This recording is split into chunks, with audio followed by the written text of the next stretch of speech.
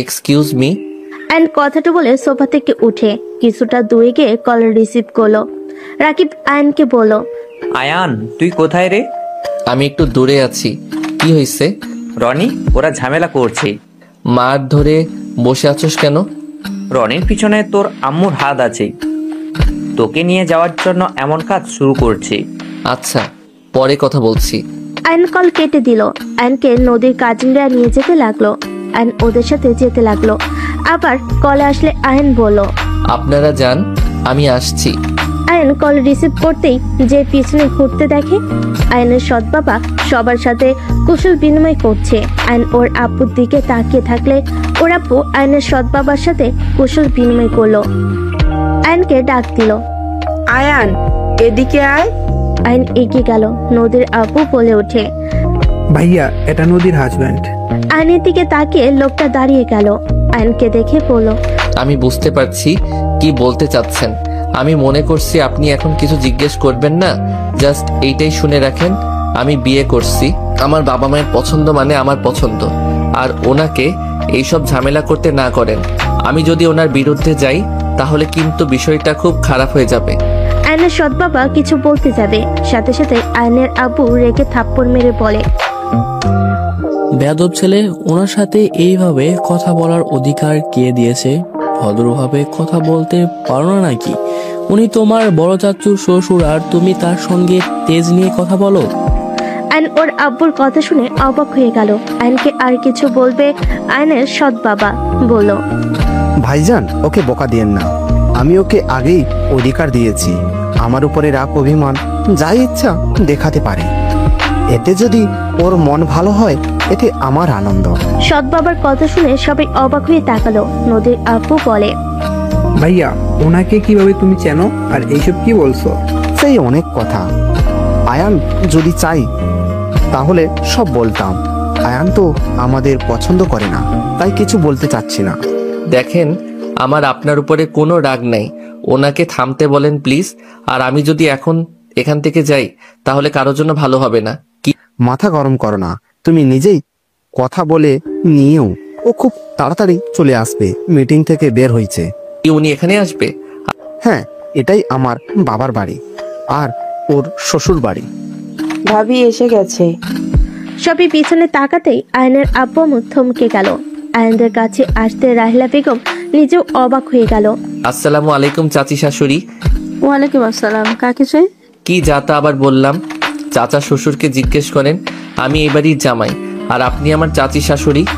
কথাটা বলে আয়ন মিটি মিটি হাসতে লাগলো। আর চোখে রাগ দেখে রাহেলা বেগম কিছু বলার আগে আয়নের আব্বু বলে, আয়ান আমি কিছু জানতাম না। আয়ান প্লিজ আমাকে ক্ষমা করে দাও। আমি সত্যি জানতাম না, জানলে কখনোই তোমাকে জোর করে আনতাম না। আয়ন হেসে বলে, ধ্যাত আব্বু কি যে বলো না। আমার তো অনেক আনন্দ লাগছে। আমি ভাগ্য করে বড়লোক চাচা চাচি পাইলাম। উহ, ভাবা যায় বড়লোক আর বড়লোক। আয়নকে কিছু বলতে যাবে, সাথে সাথে নদীর কাজিনরা এসে নদীকে, আতিয়াকে, রাজুকে আর আয়নকে নিয়ে যেতে লাগলো। চারজনকে নিয়ে ছাদে গেল। আয়ন সবাই আড্ডা দিতে লাগলো। শুধু আতিয়া নদী চুপচাপ বসে আছে। আয়ন রাজু বলল, ধ্যাত, এখানে আড্ডা দেওয়ার সময় নাই, তোরা আড্ডা দে। আতিয়া চলো। রাজু আতিয়াকে কোলে তুলে নিয়ে যেতে লাগলো। সবাই ভ্যাবাচাকা খেয়ে তাকিয়ে থাকলো। একজন বলে উঠলো, আপনি আর থেকে কি করবেন? যান, বউ নিয়ে ভাগেন। রাইমা এসে বলে, এই সবাই নিচে চলো, খাবার খেতে ডাকছে। রাইমার কথা শুনে সবাই যেতে লাগলো। নদীর সিঁড়িতে নামতেই পড়ে যেতে নিবে, সাথে সাথেই আইন ধরে ফেলো। রাইমা পিছনে দাঁড়িয়ে থেকে দেখতে লাগলো। আইন নদীকে বলল, কি করছেন? ঘোমটা খুলেন। এভাবে হাঁটে কেউ? আর একটু হইলে পড়ে যেতেন। ঘুমটা খুললে তো আপনি আগেই দেখে ফেলবেন। সেই তো দেখবই, আগে আর পরে। বউ তো বউ, হাজারবার দেখলে বউয়ের প্রতি কখনো কারো বিরক্ত আসতে পারে না। তাই এখন দেখা, বাসর ঘরে দেখা, এ কি ব্যাপার? ঘুমটা খুলেন। আইনের কথা শুনে নদী ঘোমটা খুলতেই আইন হাও হয়ে গেল। আইন মুখ ফসকে বলে দিল, মাশাআল্লাহ। আইনের কথা শুনে নদী কিছুটা লজ্জা পেয়ে গেল। রাইমা পিছন থেকে বলে, কি এখানে প্রেম করবেন নাকি? নিচে চলেন, বাসার ঘরে প্রেম করেন। রাইমার কথা শুনে নদী লজ্জা পেয়ে নিচে নামতে লাগলো। আয়ন নদীর পিছন পিছন যেতে লাগলো। নিচে গেলে সবার সাথে খেতে বসলো। রাজু আতিয়াকে খাওয়াই দিচ্ছে আর আতিয়া রাজুকে খাওয়াই দিচ্ছে। এইটা দেখে আয়ন নিচের দিকে তাকাতেই আয়নকে নদী খাওয়াই দিতে বললো। আয়ন নদীকে খাওয়াই দিতে লাগলো। রাইমা আর চোখে তাকিয়ে থাকলো। সবার খাওয়া দাওয়া শেষ হলে সবাই বাসর ঘরে গিয়ে বসলো। সবাই গল্প করতে লাগলো। আয়ন নদীর পাশে বসে থেকে গ্রুপে কথা বলতে লাগলো। আয়নের কল আসলে আয়ন কল কেটে দিল। তাহলে আমরা যাই, ছেলে মেয়ে এখানে থাক, সকালে দুজনকেই পাঠিয়ে দিবেন। তা কি করে হয়, আপনাদের যেতে দিচ্ছি না, আপনারা থাকবেন। কত গল্প করা বাকি আছে, আগেই পালিয়ে গেলে হবে নাকি? কি যে বলেন না। বড়রা সবাই কথা বলতে লাগলো। কয়েকজন মিলে 4 জনকে নিয়ে চলে যেতে লাগলো। আয়ন নদীকে নদীর ঘরে নিয়ে বলে, এখন টাকা নিলাম না, যখন বড় করে অনুষ্ঠান হবে তখন না দিলে খবর আছে। নদী আয়ন হেসে দিল। সবাই চলে গেল। আয়ন নদীকে বলল, আপনি কি চুপচাপ থাকতে ভালোবাসেন নাকি? না মানে বুঝেছি, আপনি হাসলে অনেক সুন্দর লাগে। ধন্যবাদ। আচ্ছা আপনি কোন ভার্সিটিতে পড়েন? আপনার চাচির ভার্সিটিতে তো। ও আচ্ছা, একটা কথা বলবো, আপনি চাচু আর বড় আম্মুকে দেখে রেগে গেলেন কেন? আমি দেখেছি বড় আম্মুর দিকে আপনি রাগী লুক নিয়ে তাকিয়েছিলেন। তেমন কিছু না, ওনার কিছু লোকজন আমাদের সাথে ঝামেলা করে, তাই রাগ হচ্ছিল। ও আচ্ছা, আর একটা কথা জিজ্ঞেস করব? জি করেন। আমাকে আপনার পছন্দ না তাই না? হঠাৎ এই কথা কেন? আমি তো আপনার বয়সে বড়, আর আমার একবার বিয়ে হতে গিয়ে ভেঙে গিয়েছিল, তাই। বসেন, দাঁড়িয়ে থাকবেন নাকি? আয়ন খাটের উপরে বসলে নদী আয়নের পাশে বসলো। আয়ন নিচের দিকে তাকিয়ে আছে। নদীর সাহস নিয়ে আয়নের হাতের উপর হাত রাখলে আয়ন চমকে গেল। আয়ন তাকাতে নদীর শরম পেয়ে হাত সরিয়ে নিল।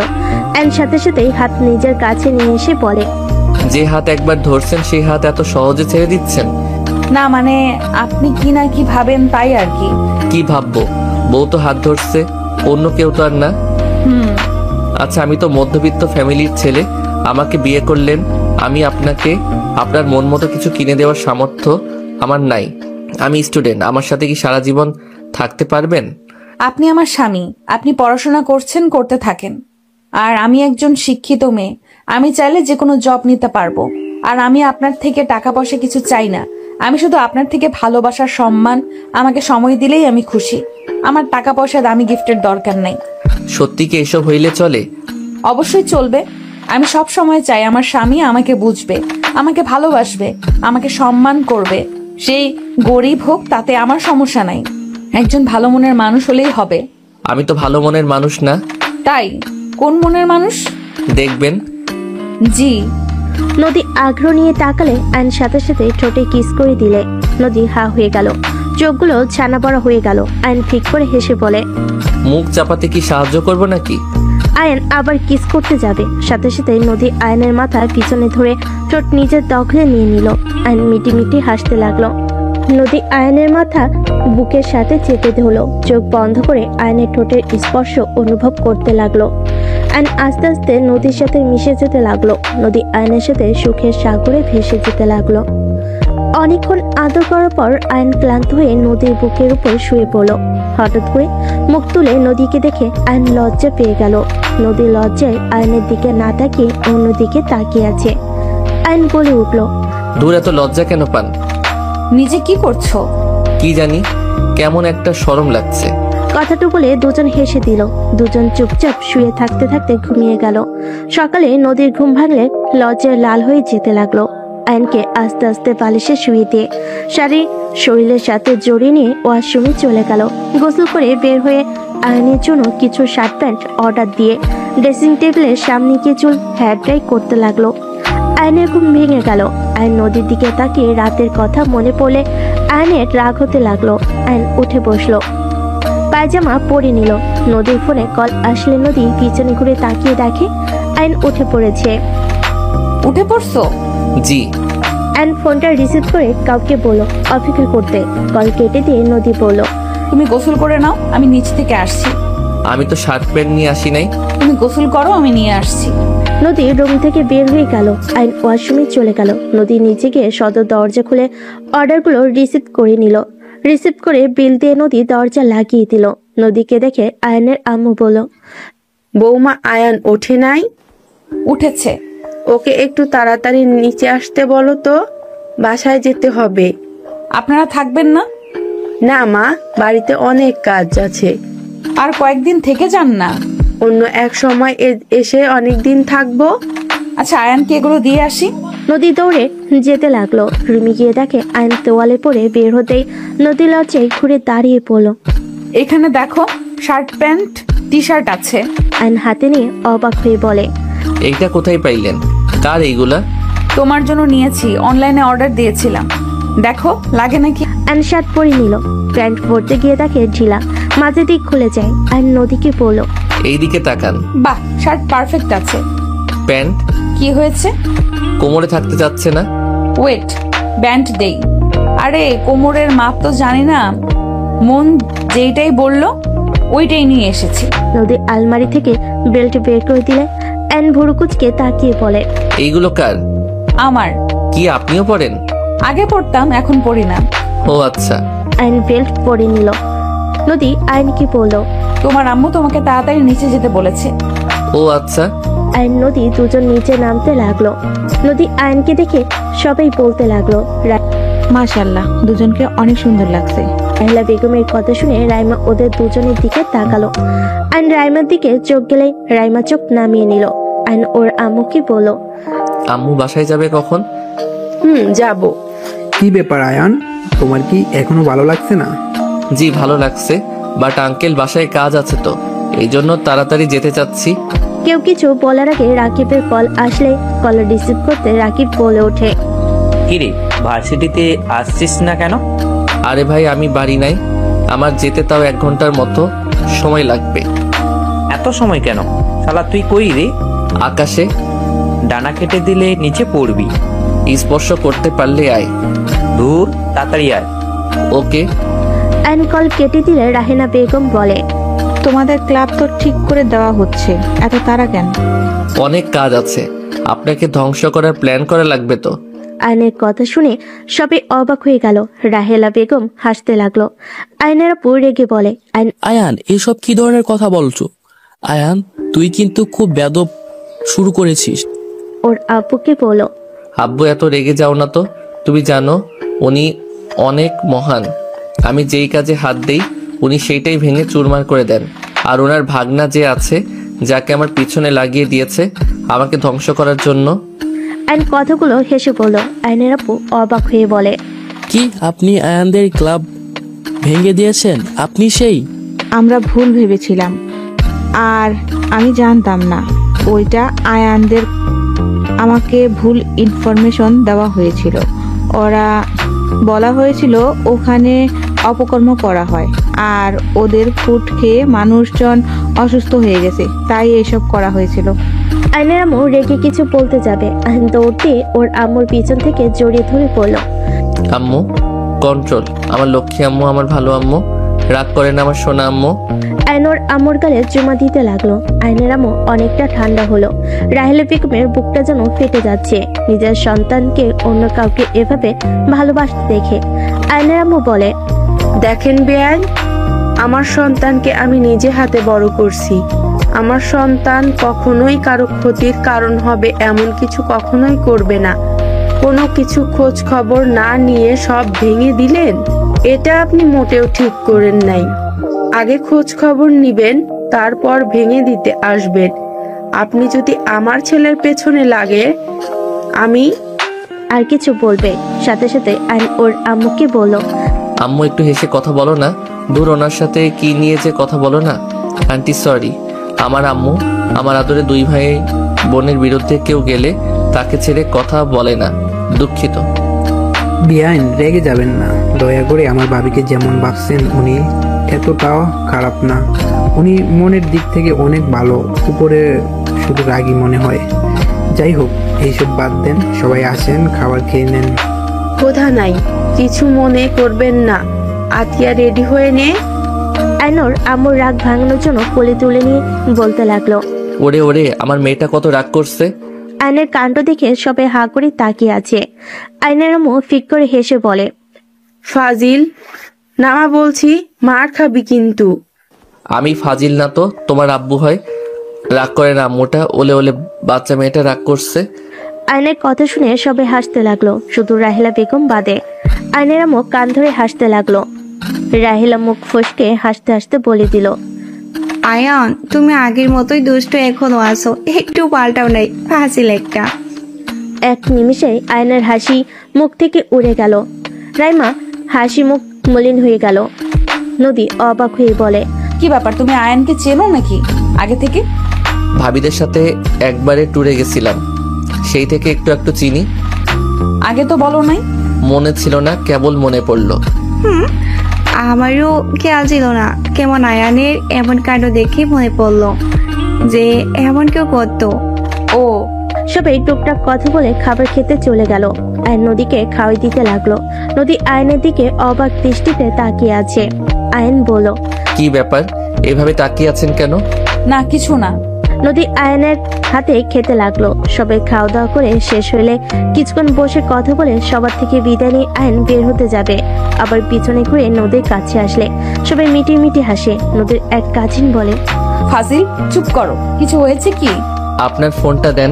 নদী ফোন দিলে আয়ন নাম্বার দিয়ে বলল, এইটা আমার নাম্বার। ওকে বাই, সবাই ভালো থাকবেন, আল্লাহ হাফেজ, আসসালামু আলাইকুম। আয়ন কথা বলে চলে যেতে নিল। নদী আয়নের চলে যাওয়ার দিকে তাকিয়ে থেকে দেখতে লাগলো। উনি তোমার আম্মু ছিল তাই না? আমার আম্মু আছে, উনি কেন হবে? চুপ কর পিচ্ছি। আতিয়া আর কিছু বললো না। আয়নের আব্বু বলে, তুই আগে থেকে জানতি তাই না তোর আম্মুর সাথে দেখা হয়, আগে কেন বলস নাই? আমি যে ভার্সিটিতে পড়ি ওটা ওনাদের, আর প্রথমে আমি জানতাম না। যখন ক্লাব ভেঙে ক্যান্টিন ভেঙে দেয় সেই দিন ওনার সাথে দেখা করতে গিয়ে দেখি উনি, আর উনি আমাকে তো চেনে নাই, আমিও পরিচয় দেই নাই। আমার ব্যাপারে খোঁজ খবর নিতে গিয়ে জানে, সেই থেকে আমার পিছনে লাগছে তার কাছে নিয়ে যাওয়ার জন্য। আমাদের ছেড়ে ওনার কাছে চলে যাবি আয়ান? কখনোই না, আমার রক্তে মধ্যবিত্ত ফ্যামিলির রক্ত, বড়লোক বাবার মেয়ের কাছে যাও কোনো ইচ্ছা আমার নাই। আয়নের আব্বু বলে, চলে যেতে পারিস তোর আম্মুর কাছে। তোর নতুন আব্বুটা অনেক ভালো, তোমাকে দেখালাম অনেক ভালোবাসে। লোকটা অনেক ভালো। লোকটার কথা ভাবি, ওনার ভাগ্য কত খারাপ যে ওনার মতো বউ পাইছে, বদমেজাজি একটা মহিলা।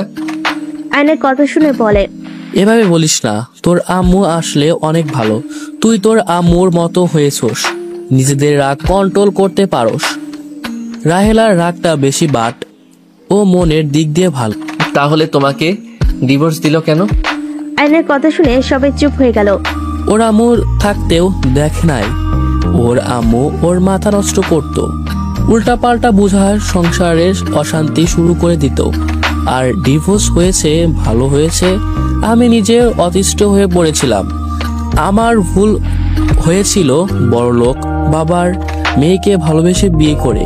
সব বুঝলাম, মাঝখানে আমাকে কেন টেনে নিয়ে এসেছে আমার উপরে আজাব চাপিয়ে দাও। কেউ কিছু বললো না।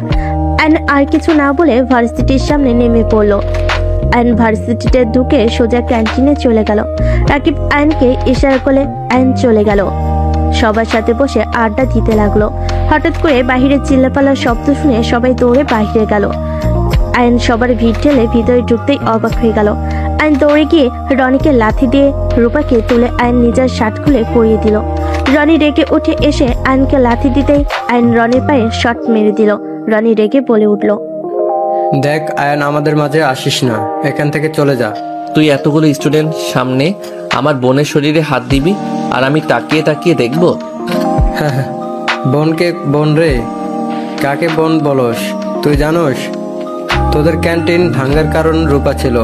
তাতে তোর কি সমস্যা? তুই এখন থেকে যা, না হলে তোকে হসপিটালে ভর্তি করে দিব। আয়ান, ওর সাথে ঝামেলা করিস না তো। ওই রূপা আপু আমাদের কম ক্ষতি করে নাই, ওর জন্য কেন তুই ঝামেলা করছিস?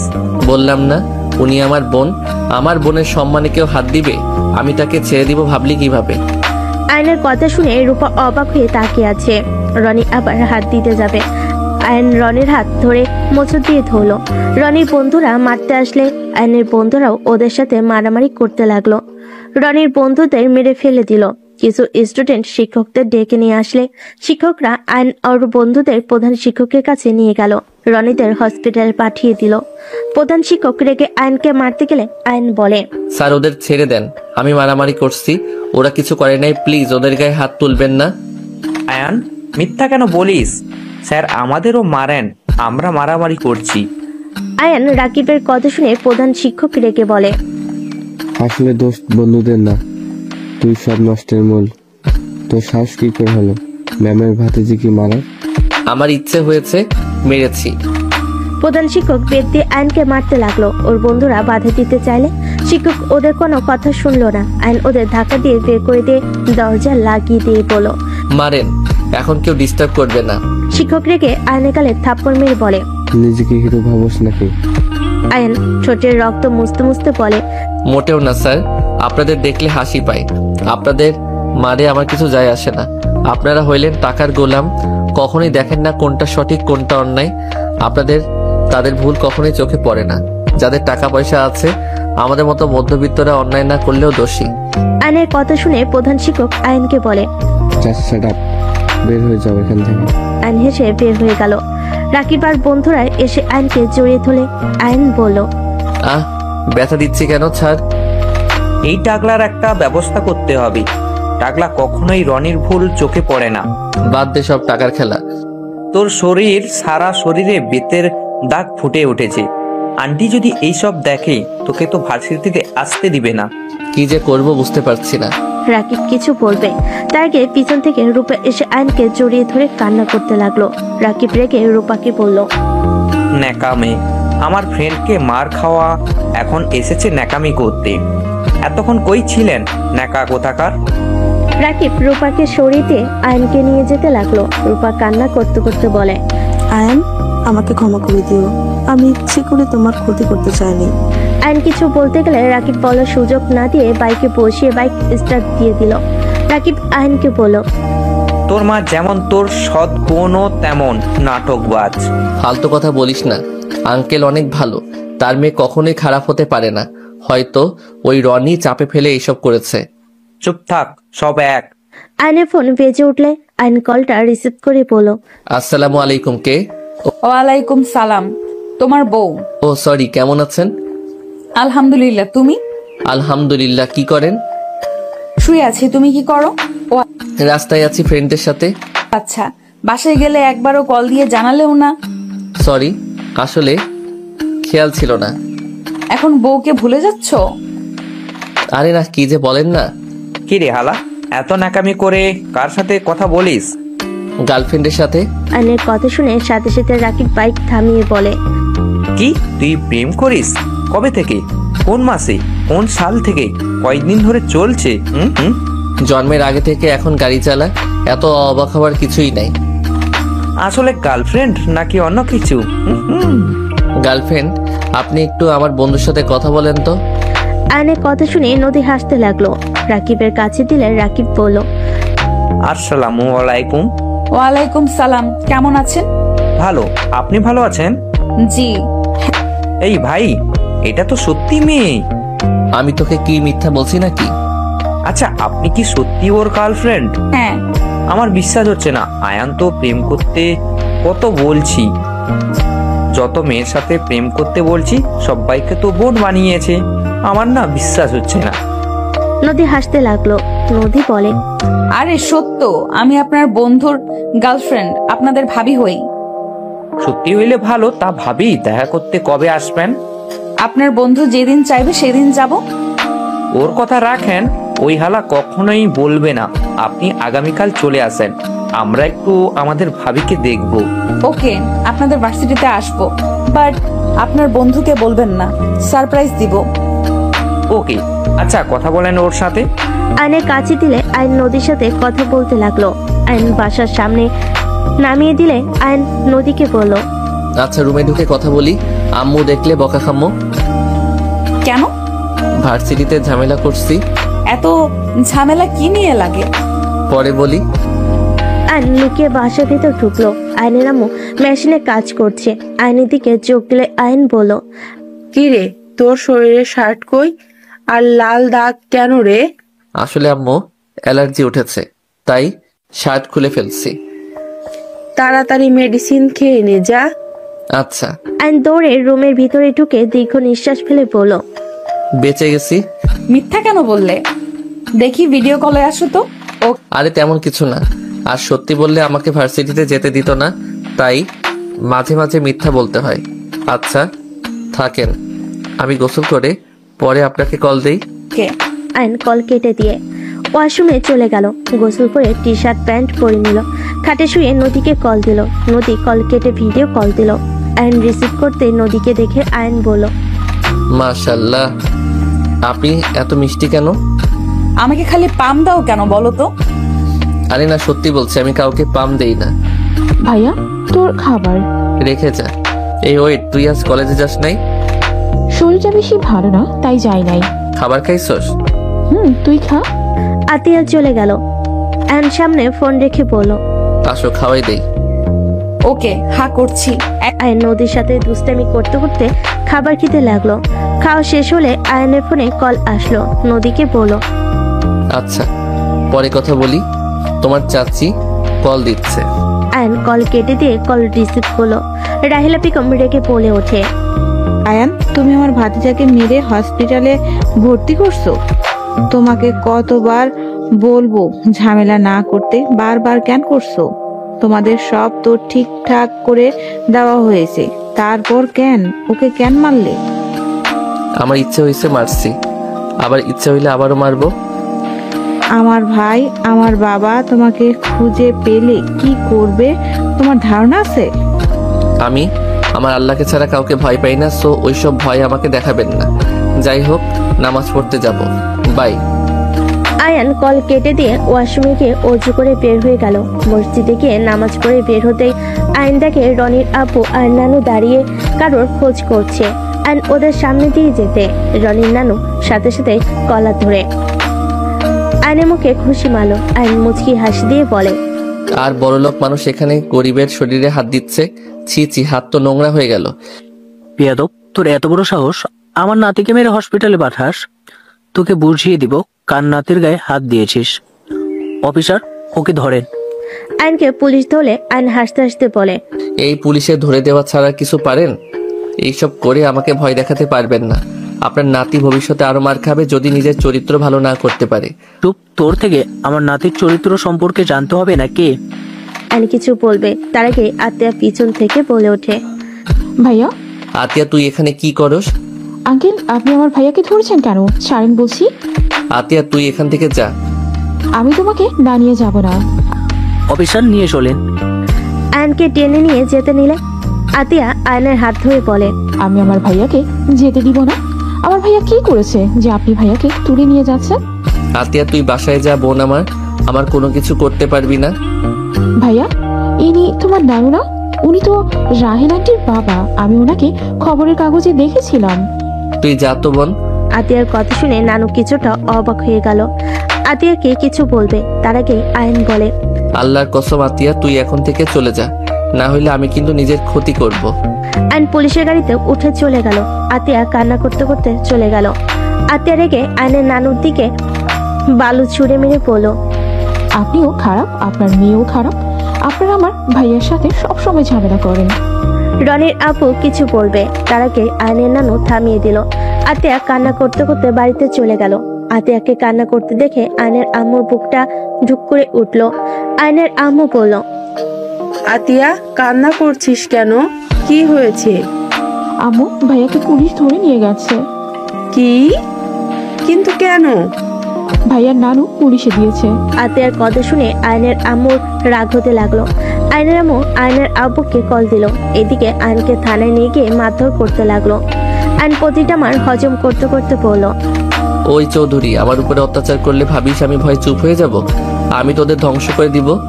তোদের এত অহংকার আমি ভেঙে দিব। ঘুষখোর কোথাকার। এত মার খাওয়ার পর তো দেখি তেজ কমে না। ঘুষখোর বলছি তো, আমাকে মেরে ফেললেও আমার এমন তেজ থাকবেই। আমার যদি কিছু হয় তোদের আমি শান্তিতে থাকতে দিব না। আয়নকে আরো মারতে যাবে, তখনই রূপা এসে বলে, অফিসার, ওর গায়ে আর একটাও হাত তুলবেন না। আয়ন সামনের দিকে তাকাতে দেখে রূপা রাহেলা বেগম নদী এসেছে। আয়ন রাহেলা বেগমকে বলে, আরে ম্যাম, আপনার আশা বাকি ছিল। আর অফিসার, থামলেন কেন? মারেন, ঘুষখোরদের আত্মা শান্তি করেন। একদম না অফিসার, আপনি আয়নকে এভাবে মারতে পারেন না। আর নানু, আপনি আয়নকে কোন হিসেবে জেলে দিয়েছেন? আপনার নাতি একটা লম্পট। রূপাকে পুরো ক্যাম্পাসে স্টুডেন্টদের সামনে ওর ওড়না টেনে ওর জামা পর্যন্ত ছিঁড়ে দিয়ে ওর সাথে খারাপ কাজ করতে নিয়েছিল। কি বলছো? হ্যাঁ নানু, রনি আমার সাথে অমন করেছে। আয়ান আমাকে বাঁচাতে গিয়ে মারামারি করে। আয়ানকে তো রনি অনেক মারছে, এমনকি প্রধান শিক্ষক ওকে শাস্তি দিয়েছে। আবার আপনারা দুইজন মিলে ওকে জেলে নিয়ে টর্চার করছেন। আপনি আর আম্মু কখনো কোনো কিছু না শুনে নাতি যা বলে তাই শুনে লাফান। রূপার কথা শুনে নানু পুলিশকে ছেড়ে দিতে বলে। আয়ন বের হতে দেখে আয়নের আব্বু আম্মু আতিয়া রাকিব চলে এসেছে। আয়নের আম্মু দৌড়ে এসে আয়নকে জড়িয়ে ধরে কান্না করতে লাগলো। আপনি কি মানুষ? আমার ছেলেকে মেরে কি করে দিয়েছেন? আপনারা বড় লোক জন্য যা মন চায় তাই করবেন। রায়হান, তুমি এখানে? আয়নের আব্বু বলে, হ্যাঁ আমি এখানে। রাহেলা চৌধুরী, আপনি আসলে অনেক অন্যায়মান। আপনার মতো মানুষ হয় না। সত্যি আপনাকে আমার কিছু বলার নাই। আমার ছেলের লাশ দেখতে পেলেই হয়তো আপনার খুশি হবেন, তাই না? আপনাদের হাত জোর করছি, আমার ছেলেকে শান্তিতে থাকতে দেন। উফ আব্বু, কি করছো? এই ঘুষখোর কাছে কেন হাত জোর করছো? আব্বু, আমাকে অপমান করো না প্লিজ। আয়ান, আমাকে ক্ষমা করে দিও। আমার জন্য তোমাকে এত কষ্ট পেতে হলো। আমার ভাগ্য খারাপ বোন, তোমার দোষ নেই। ভাগ্য ভালো থাকলে জঘন্য মায়ের গর্ভে আমাকে জন্ম নিতে হতো না। আয়ন কথাটা বলে আয়ন আর নদীর কাঁধে হাত দিয়ে যেতে লাগলো। রাহিলা বেগমের চোখ বেয়ে পানি ঝরতে লাগলো। মাথা নিচের দিকে করে চোখের পানি ফেলতে লাগলো। আয়নের চোখের কোনায় পানি জমতেই আয়ন মুছে ফেল। রাকিব আয়নকে বলল, আয়ান, এই ভার্সিটি ছেড়ে দে। আমি ওইখানে পড়বো। লজ্জা শরম কম নাকি বেহায়া কোথাকার? আমি আন্টিকে বলবো তোকে ওই ভার্সিটিতে পড়তে যেন না দেয়।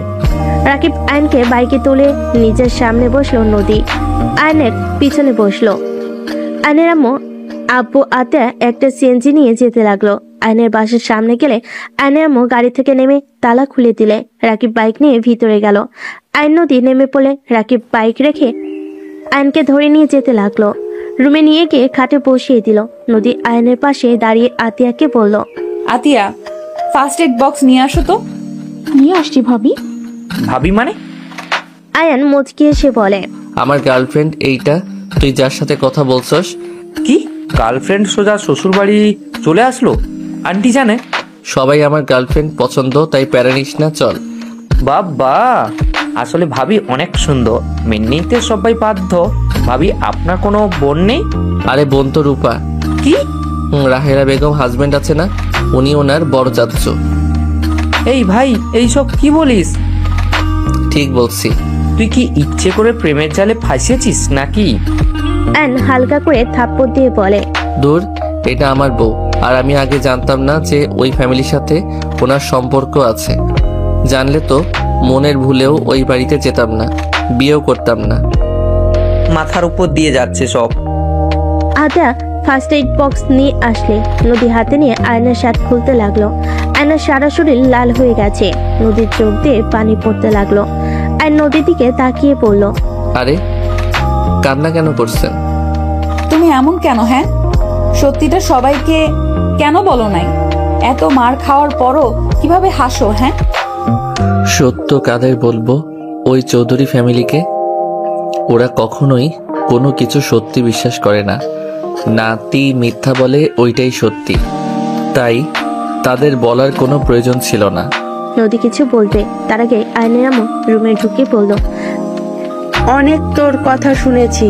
তোর আব্বু ওর বন্ধুর সাথে কথা বলছে। 3 দিন পর তোর আব্বুর সাথে অন্য ভার্সিটিতে ভর্তি হবি। আম্মু, আমি ওইখান থেকে অন্য কোনো ভার্সিটিতে যাব না। আমি কোনো কথা শুনতে চাই না। তুই অন্য জায়গায় ভর্তি হবি মানে হবি। আর তোর আব্বু কান্না করছে। আয়ান প্লিজ, আর ওই মানুষটাকে কষ্ট দিস না। আম্মু, আমি যদি ওই ভার্সিটি থেকে বের হয়ে যাই, ওরা ভাববে আমি ওদের ভয়ে অন্য জায়গায় ভর্তি হয়েছি। ভাবলে ভাবুকগা, ওদের ভাবা দিয়ে কোনো কিছু যায় আসে না। দেখ আয়ান, তোকে আমরা হারাতে পারবো না। তোকে যা বলছি তাই করবি। আম্মু, যা বলছি এটাই আমার শেষ কথা। আন্টি ভালো ডিসিশন নিয়েছে, আমরা ওইখানে পড়বো না, বাসায় গিয়ে আমরা সবাই আব্বুদের বোঝাবো। তাহলে তো কোনো সমস্যাই থাকলো না। আয়ন কিছু বলবে ওর আম্মু কিছু না শুনে চলে গেল। নদী আয়নের শরীরে ক্রিম লাগিয়ে দিতে লাগলো। আয়ন রাগে সামনের দেওয়ালে খুশি মারলো। নদী আয়নের হাত ধরে বলে, পাগল হয়ে গেছো নাকি?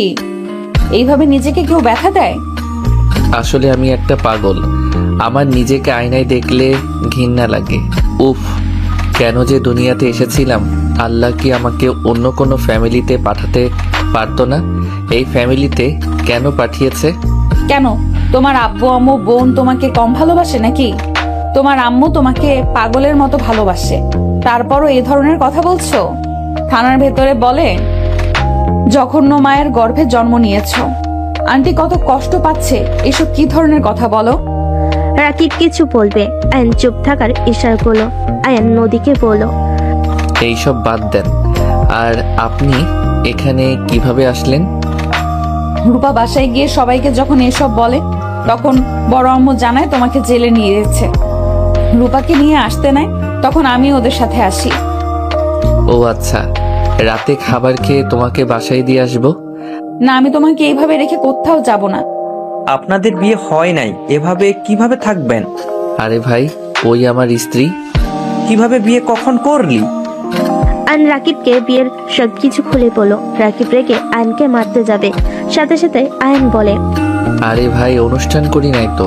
আর আমার আর রাজু ভাইয়ার পড়াশোনা শেষ হইলে অনুষ্ঠান করবে, আর হুট করে বিয়েটা হয়েছে। তোর সাথে কোনো কথা নেই, আমাকে একবার বলার প্রয়োজন মনে করলি না? আরে ভাই, একটু মজা নিতে চাইছিলাম, তোদের চমকে দেওয়ার ইচ্ছে ছিল। ভালোই করেছিস, আমি তোকে না বলে বিয়ে করব। করগা, না করলো কে? তুই না কইলেও আঙ্কেল আন্টি তো বলবেই। দেখ, থাক তুই। ভাইয়া রাগ করেন না। আপনার জামাই একটা শয়তান, ইবলিস কোথাকার। রাকিব কথাগুলো বলে চলে গেল। নদী আয়নকে বলল, প্যান্ট খুলো। ওয়েট, লুঙ্গি পরবো। আয়ন উঠে আলনার উপর থেকে লুঙ্গি নিয়ে পড়তে লাগলো। নদী আয়নের পায়ের উপর থেকে লুঙ্গি তুলে ক্রিম লাগিয়ে দিয়ে বলল, রেস্ট নাও, আমি দেখি আন্টির কাছে যাই। আব্বুর কাছে যেতে হবে। আয়ন রুম থেকে বের হয়ে ওর আব্বুর রুমে চলে গেল। আয়নের আপু আদশা হয়ে বসে আছে। আয়ন ওর আব্বুর পাশে বসে হাত ধরে বলল, আব্বু, আমি কখনোই চাই নাই আমার জন্য তোমাদের চোখের পানি পড়ুক। আব্বু, তুমি যদি চাও আমি অন্য কোথাও ভর্তি হই, ওকে তাই হবে।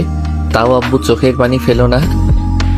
আয়নের কথা শুনে আয়নের আপু কান্না করতে করতে বলে, জীবনের সব থেকে বড় ভুল ছিল তোমার জন্ম দিয়ে এই দুনিয়াতে আমার। যদি আমি জোর করে তোকে না চাইতাম, আজ হয়তো তোকে এই কষ্ট পেতে হতো না। আমার চোখের পানি দেখে এই কথা বলছিস, আর তোর মনের ভিতর যে কি ঝড়টা উঠছে সেটা বাট হয়ে কিভাবে সহ্য করতে পারি। নিজেকে বড্ড অসহায় লাগে রে, আমাকে পারলে ক্ষমা করে দিস। ওর আব্বুকে জড়িয়ে ধরে চোখের পানি মুছতে মুছতে বলে, দেখো, আমার কোনো কষ্ট হচ্ছে না। দেখো, আমার মুখে হাসি সবসময় আছে আর থাকবেও। কেউ আমার মুখের হাসি কেড়ে নিতে পারবে না আব্বু। তুমি ওইসব নিয়ে ভেবো না তো। আর আব্বু, আর 2টা বছর তো আছে, ওইখান থেকে পড়াশোনা করি না প্লিজ। আয়নের আব্বু বলে, না, আর কখনোই না। ওদের ছাড়াও তোর উপরে পড়তে দেব না। ওকে, তাও কান্না করো না তো আব্বু। আয়ন ওর আব্বুর সাথে কথা বলে। রুম থেকে বের হয়ে দেখে নদী ওর আম্মুর সাথে কাজ করছে। আয়নের আম্মু বারবার নদীকে রুমে যেতে বলছে, বাট নদী যাচ্ছে না। আয়ন মুচকি হাসি দিয়ে ওইখান থেকে চলে গেল। আয়ন রুমে গিয়ে খাটে আদশা হয়ে বসে থাকলো। আয়নের সারা শরীর অনেক ব্যথা করতে লাগলো। শরীরের ব্যথা থেকে আয়নের ভিতরে যেন কষ্টে বুকটা ফেটে যাচ্ছে। আয়নের চোখে পানি পড়তেই আয়ন মুছে ফেলল। নদী অনেকক্ষণ পর রুমে আসলে ক্লান্ত হয়ে খাটে বসতেই আয়ন চোখ খুলে পা সরিয়ে খাট থেকে নেমে তোয়ালে নিয়ে এসে নদীর মুখের ঘাম মুছে দিতে লাগলো। গলায় মুছতে গেলে নদীর লজ্জা পেয়ে যায়।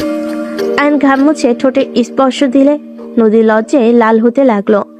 আয়ন ঠোঁটে কিস করে কপালে কিস করে বলল, বউটা অনেক কাজ করছে বলে আমার সোনা বউটা। বাবা, কি ভালোবাসা! যাও, ভালোবাসা লাগবে না, বউয়ের কথা শোনো না। কি কথা শুনলাম না? তুমি আর কোনো ঝামেলা জড়াবে না। ওকে জড়াবো না, বাট অন্যায় হইলে আমি সহ্য করতে পারবো না। এত মানুষ চুপ করে দেখতে পারলে তুমি কেন দেখতে পারবে না? আমি কাপুরুষ না যে অন্যায় দেখে চুপ থাকবো। চুপ করো। আচ্ছা যাও, ফ্রেশ হয়ে নাও। নদী ওয়াশরুমে চলে গেল। ফ্রেশ হয়ে আসলে আয়নের আম্মু দুজনকে খাবার খেতে ডাক দিলেই দুজন খাবার খেতে চলে গেল। আর নদীকে খাবার খাওয়াই দিতে লাগলো। হঠাৎ করে গেটের কাছে শব্দ হলে 6 জন পিছনে তাকাতে দেখে রাজু নদীর আব্বু আম্মু এসেছে। আয়নের আব্বু আম্মু উঠতে গেলে নদীর আব্বু বলল, এই কি করছেন, ওঠেন না। আয়ান, তোমার কি অবস্থা? জি আঙ্কেল, আলহামদুলিল্লাহ ভালো। ভেতরে চলেন। আতিয়া হাত ধুয়ে নদীর আব্বু আম্মু আর রাজুকে ওর আব্বু আম্মুর রুমে নিয়ে গেল। আয়নের আপু আম্মু হাত ধুয়ে চলে গেল। নদীকে পানি খাওয়াই দিয়ে নিজেও খেয়ে নিল। দুজন উঠে আয়নের আব্বু রুমে গেল। আতিয়া মিষ্টি ফল নিয়ে রান্নাঘরে চলে গেল। নদীর আব্বু আম্মু বলল, আয়ান ভাবি, তার বাবার তরফ থেকে আমি তোমার কাছে ক্ষমা চাচ্ছি। ওনারা না বুঝে এমন করছে। টিসি আঙ্কেল, এইসব কি বলেন? আপনি কেন ক্ষমা চাচ্ছেন? আমি কারো উপরে রেগে নাই, আর প্লিজ আপনি ক্ষমা চাইবেন না। আব্বু, এই নানুকে আমি বুঝি না, উনি এমন কেন? বাদ দাও, সে আমাদের গুরুজন, তার বিষয়ে কথা বলার দরকার নেই। আয়নের আব্বু আম্মু নদীর আব্বু আম্মুর সাথে কথা বলতে লাগলো। আর এইদিকে আতিয়া চা কফি বানিয়ে বিস্কিট ফল মিষ্টি চিপস নিয়ে ট্রেতে নিয়ে রুমে ঢুকলো। নদীর আম্মু বলে, আরে মা, তুমি এসব করতে গেছো কেন? সমস্যা নাই, এই নিন। আতিয়া রাজুকে কফি দিয়ে সবাইকে চা দিল। সবাই বসে থেকে গল্প করতে লাগলো। আতিয়া, তোর কাজ নাই, তুই রাজুকে নিয়ে তোর রুমে যা। না ভাইয়া, সমস্যা নেই। তোমার রুম দেখাবে না নাকি? আতিয়াকে বলো। রাজুর কথা শুনে সবাই মিটিমিটি হাসতে লাগলো। আয়নের আম্মু ইশারা করলে আতিয়া চলে গেল রাজুকে নিয়ে। সবাই মিলে অনেকক্ষণ কথা বলা শেষ করে আয়নের আম্মু বলল, আয়ান, রাজুকে ডাক দে তো। বেআইন, আমরা কিছু খেতে পারবো না, আমরা খেয়ে এসেছি। এইটা কি করে হয় বেআইন? বাড়িতে এসে না খেয়ে চলে যাবে তা তো হবে না। খাবার খাবেন তা আর থাকতে হবে। আয়নের আম্মু অনেক জোর করে নদীর আব্বু আম্মু রাজু হালকা খাবার খেয়ে নিল। খাওয়া শেষ হইলে সবার থেকে বিদায় নিয়ে চলে গেল। আইন রাজুকে দেখে বুঝতে পারলো রাজু যেতে চাচ্ছে না। আইন রাজুকে বলো, তুমি থেকে যাও। না মানে? আরে থাকো, সমস্যা নাই। রাজুর দিকে তাকাতেই নদীর আব্বু আম্মু অনুমতি দিল। নদীর আব্বু আম্মুকে বিদায় দিয়ে রাজু বলল, তোমাদের বাড়িটাই আমার অনেক ভালো লাগছে, অনেক সুন্দর। তাই নাকি? হ্যাঁ, এই ফুলের বাগান কে করছে? আমি আর ভাইয়া। ও আচ্ছা। তিনজন কথা বলতে বলতে যার যার রুমে চলে গেল। আইন খাটে বসতেই নদীর দরজা লাগিয়ে দিল। আইন খাটে শুয়ে পড়ল। আপনারা দুইজন তো এখানে থাকতে রাজি হইলেন, এই খাটে ঘুমাতে পারবে কি? আপনাদের বিছানার মতো নরম না কিন্তু। আমি খাটে ঘুমাবো কেন? তোমার উপর শুয়ে পড়বো। নদী কথাটা বলে নিচের দিকে মুখ নিলে আইন হাসতে লাগলো। নদী লাইট নিভিয়ে আইনের পাশে শুয়ে পড়লো। আইন বুকে টেনে নিল। নদী আইনকে বলল, এই তোমার তো জ্বর এসেছে দেখছি। তেমন কিছু না, ঘুমাও, মাথায় হাত বুলিয়ে দেই। আইন নদীর মাথায় হাত বুলিয়ে দিতে লাগলো। নদী ঘুমিয়ে গেলে আইন খাট থেকে নেমে খাটের নিচ থেকে ছোট বাক্স থেকে রাহেলা বেগমের ছবি বের করে বাইরে চলে গেল। উঠানে দাঁড়িয়ে ছবিতে লাইটার দিয়ে আগুন ধরিয়ে দিল। ছবিতে আগুন জ্বলতে লাগলো। আইনের চোখ দিয়ে পানি ঝরতে লাগলো। হঠাৎ পিছন থেকে কারোর হাতের স্পর্শ পেলে আইন চমকে গেল। পিছনে তাকিয়ে ফোনের লাইট ধরলে দেখে ওর আম্মু। আইন ওর আম্মুকে শক্ত করে জড়িয়ে ধরে কান্না করতে লাগলো। আইনের আম্মু মাথায় হাত বুলিয়ে দিতে দিতে বলল, আজ তোকে বাধা দিব না, আজ তুই মন ভরে কান্না কর। আম্মু, আমি অনেক দূরে চলে যেতে চাই, আমি এখানে থাকতে চাই না। আম্মু, আমি ওনার সামনে যেতে চাই না। আম্মু, আমাকে অনেক দূরে পাঠিয়ে দাও, যেখানে উনি থাকবে না। উনি ওনাকে দেখলে নিজেকে সামলাতে পারি না আম্মু। আমার খুব ইচ্ছে করে ওনাকে আম্মু বলে জড়িয়ে ধরতে।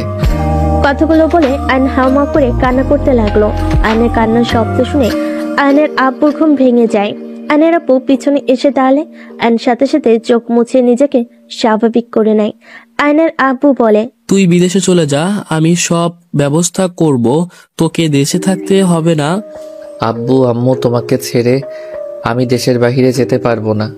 আইনের কথা শুনে ওর আব্বু বলে, আমাদের কথা ভাবতে হবে না, বিদেশ যেতে যত টাকার প্রয়োজন অত টাকা কোথায় পাবে? আয়নের আম্মুর দিকে তাকিয়ে বলে, রাস্তার পাশে জমিটা বিক্রি করে দেব। কখনোই না, ওইটা দিয়ে আমাদের সংসারটা ভালোভাবে চলে। ওইটা কখনোই বিক্রি করতে আমি দিব না। আমি কোথাও যাব না। আর সিলেট তো পাঠাবে, ওইখানে যথেষ্ট। আর যাও ঘুমাও, আমার অনেক ঘুম পাচ্ছে। আয়ন চলে গেল। আয়ন রুমে চলে গেল। আয়ন রুমে গিয়ে উপর হয়ে শুয়ে পড়লো। আয়ন এপাশ ওপাশ করতে করতে ঘুমিয়ে গেল। সকালে চিল্লাপালায় আয়ন নদীর ঘুম ভেঙে গেল। আয়নের সারা শরীর ব্যথায় ভরে গেছে। আয়ন আস্তে আস্তে উঠে নদীকে বলল, বাহিরে কি হয়েছে? কান্নাকাটির শব্দ মনে হচ্ছে। আয়ন নদীর দরজা খুলে বাহিরের দিকে তাকাতে আয়ন যেন থমকে গেল। আয়নের পা যেন চলছে না। আয়ন পড়ে যেতে নিবে, সাথে সাথে নদী ধরে ফেল। আয়নকে ধরে নিয়ে যেতে লাগলো। আয়ন ওর আব্বুর লাশের পাশে হাঁটু গিয়ে বসে পড়লো। আয়ন যেন পাথর হয়ে গেছে। আয়নের মুখ দিয়ে একটা কথা বের হচ্ছে না।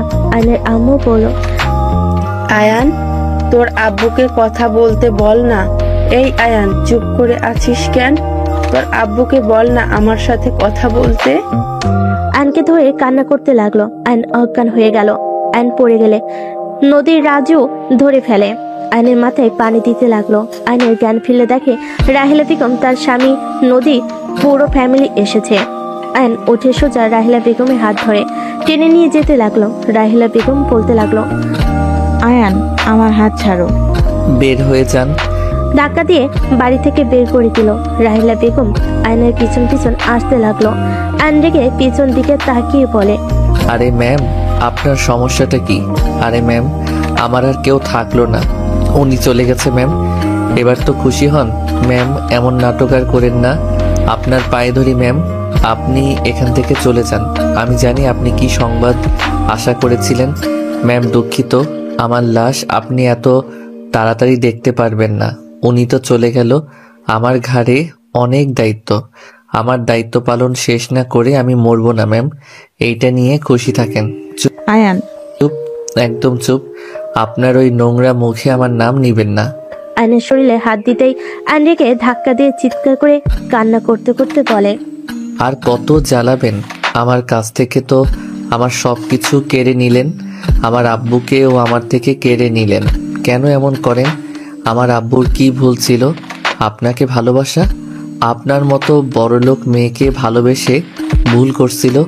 আমার আব্বুটা একটু শান্তিতে মরতে পারলো না, আপনার দেওয়া কষ্টগুলো নিয়ে চলে গেল। আপনি আমাকে জেলে না দিলেও পারতেন। একবার শোনার দরকার ছিল আমি কেন এমন করছি। আপনি আপনার বাবা, সবসময় বেশি বুঝেন, একটু কম বুঝলে কি হয়? আপনি কি ভাবতে পারছেন আব্বু কতটা কষ্ট নিয়ে স্ট্রোক করেছিল? আয়ন চিৎকার করে কান্না করতে লাগলো আর বলতে লাগলো, আপনার পায়ে ধরি আমাদের ক্ষমা করেন, আমরা একটু শান্তিতে বাঁচতে চাই। আমি আপনার পুরো ফ্যামিলি থেকে পায়ে ধরে ক্ষমা চাই। আমি আর কখনোই আপনাদের সাথে লাগবো না। আপনি প্লিজ আমাকে মুক্তি দেন, আমি আর নিতে পারছি না। আর কত কষ্ট সহ্য করব বলতে পারেন? ছোটবেলা থেকে ধীরে ধীরে কষ্ট সহ্য করতে করতে এত বড় হয়েছি। আর কত সহ্য করব আমি? বড্ড ক্লান্ত হয়ে গেছি। বিশ্বাস করেন, আমি আর পারছি না। আয়ান রাহেলা বেগমের পা ধরে কান্না করতে লাগলো। রাহেলা বেগমের চোখে যেন পানি অঝরে ঝরে যাচ্ছে। আয়নের সৎ বাবা রাহেলা বেগমের হাত ধরে বলল, রাহেলা, এখন থেকে চলো, অনেক করেছো, আর না। রাহেলা বেগমের হাত ধরে নিয়ে যেতে লাগলো। রাহেলা বেগম পিছনে ঘুরে আয়নের দিকে তাকিয়ে পানি ফেলতে লাগলো। আয়নের বন্ধুরা আয়নকে ধরে ওযু করতে নিয়ে গেল। আয়নের আব্বুর জানাজা পড়িয়ে কবর দিতে নিয়ে গেল। কবর দিয়ে সবাই চলে গেল। আয়ন ওর আব্বুর কবর জড়িয়ে ধরে বলল, আব্বু একা রেখে চলে গেলে? আব্বু তুমি এমন স্বার্থপর কেন? আব্বু আমি তোমাকে ছাড়া কিভাবে থাকবো? আব্বু আমার যে বড্ড কষ্ট হচ্ছে, নিঃশ্বাস নিতে কষ্ট হচ্ছে। ও আব্বু, আমি কিভাবে তোমাকে ছাড়া থাকবো বলো না? আমার যে আর কেউ রইল না আব্বু, আমি যে এতিম হয়ে গেলাম আব্বু। আয়নের কথাগুলো শুনে রাকিবর বন্ধুরা নিজেদের কান্না আটকাতে পারল না। আয়নকে অনেক বুঝিয়ে বাসায় নিয়ে গেল।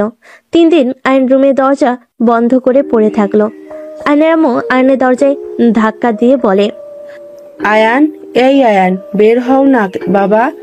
তোর আব্বুর মতো তুইও আবার আমাদের ছেড়ে চলে যাস না। ভাইয়া বের হও না। এই ভাইয়া, তোর তোমাকে এভাবে দেখতে আমার অনেক কষ্ট হচ্ছে ভাইয়া। রাজু, নদী, রাকিব সবাই ডাকতে লাগলো। আয়নের ভিতর থেকে কোনো সারা শব্দ না পেয়ে রাকিব রাজু বলে, আগামীকাল তাও কথা বললো, আজ তো কোনো সারা শব্দ দেখছি। আন্টি, দরজা ভেঙে ফেললাম। রাকিব রাজু দরজার শেকল ভেঙে ভিতরে ঢুকতে দেখে আয়ন নিচেতে পড়ে আছে, মাথা দিয়ে রক্ত ঝরছে। নদী আয়নের আম্মু দৌড়ে গিয়ে আয়নকে ধরে কান্না করতে লাগলো। আতিয়া কান্না করতে করতে বলল, ভাইয়া এই ভাইয়া চোখ করো না। হসপিটালে নিয়ে যাওয়া লাগবে, ছড়ো। রাজু আয়নকে কোলে তুলে নিল। রাকিবের বাইকে বসিয়ে যেতে লাগলো। হসপিটালে গেলে ডাক্তার দেখাতে লাগলো। ডাক্তার বলে, ওনার শরীর অনেক দুর্বল আর শরীরে অনেক জ্বর, পড়ে গিয়ে মাথা একটু কেটে গেছে। আমি স্যালাইন দিয়েছি আর ঘুমের ইনজেকশন দিয়েছি। ওনার ঘুমের দরকার আছে। ডাক্তার কিছু মেডিসিন লিখে দিল। রাজু মেডিসিন কিনতে চলে গেলে রাকিবের সাথে। নদী আয়নের আম্মু আতিয়া আয়নের পাশে বসে থাকলো। ওইদিকে রাজুকে ওর আব্বু কল দিলে রাজু বলল, আব্বু, আমি আয়ানের জন্য মেডিসিন কিনতে যাচ্ছি, পরে কথা বলবো। আয়ানের কি হয়েছে? ও কি রুম থেকে বের হয়েছে? আয়ান অজ্ঞান হয়ে পড়ে গেছিল, হয়তো চেয়ারে কানের সাথে লেগে মাথা একটু কেটে গেছে। আর না খেয়ে থাকায় শরীর অনেক দুর্বল আর অনেক জ্বর। বলিস কি? কোন হসপিটালে আছে? রাজু নাম বলে কল কেটে দিল। নদীর আব্বুর কথা শুনে রাহিলা বেগম বলল, আয়নের কি হয়েছে? রাহিলা বেগমের কথা শুনে নদীর আব্বু সব খুলে বলে। রাহিলা বেগমের যাওয়ার জন্য পাগলামি করতে থাকে। আয়নের সৎ আব্বু বলে, রাহেলা, পাগলামি করবে না। আয়ান তোমাকে সহ্য করতে পারছে না, বোঝার চেষ্টা করো। ওই তোমাকে দেখলে আরো অসুস্থ হয়ে পড়বে, উত্তেজিত হয়ে যাবে, বোঝার চেষ্টা করো। আমি কি করলে ওই আমাকে ক্ষমা করে দিবে? আম্মু, সত্যি করে একটাই কথা বলবেন, আয়নের সাথে কি আপনার কোনো সম্পর্ক আছে? আমার কেন জানি মনে হয় আয়নের সাথে সত্যতার সম্পর্ক না, অন্য কোনো সম্পর্ক আছে। আসলে ভাবি, আপনাদের মাঝে কোনো সম্পর্ক আছে। আর সেই দিন আয়ানকে বলল আপনাকে আয়ানের আব্বু ভালোবেসে জীবনে বড় ভুল করেছিল। সবার কথা শুনে রাহিলা বেগম অসুস্থ হয়ে যেতে লাগলো। রাহিলা বেগম চিৎকার দিয়ে বলে ওঠে, হ্যাঁ আছে, আয়ান আমার সন্তান। আয়ানের সেই জঘন্য মাটা আমি সেই মানুষ যে মা বাবার কথা শুনে সন্তান স্বামীকে ছেড়ে দিয়েছিলাম। কথাগুলো বলে রাহিলা বেগম কান্না করতে করতে হাঁটু গেড়ে বসে পড়ল। সবাই হতভম্ব হয়ে গেল। আর এদিকে আয়ন পিপি করে বলতে লাগলো, আব্বু আমাকে ছেড়ে যাও না। আব্বু, আমি যে তোমাকে ছাড়া থাকতে পারছি না।